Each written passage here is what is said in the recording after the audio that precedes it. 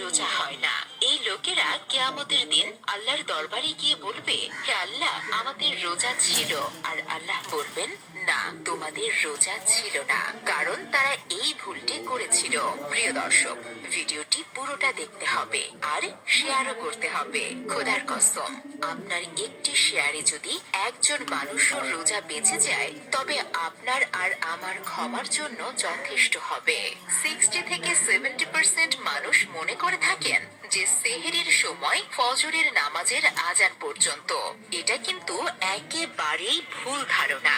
সেহরির সময় শেষ হওয়ার 2-3 মিনিট পর আজান দেওয়া হয়, আর আজান ফজরের জন্য দেওয়া হয়, সেহরির সময় শেষ হওয়ার জন্য নয়। আল্লাহর ওয়াস্তে এই ভিডিওটি সকল মুসলমানের সাথে শেয়ার করুন, যাতে ওনাদেরও জানা হয়ে যায়।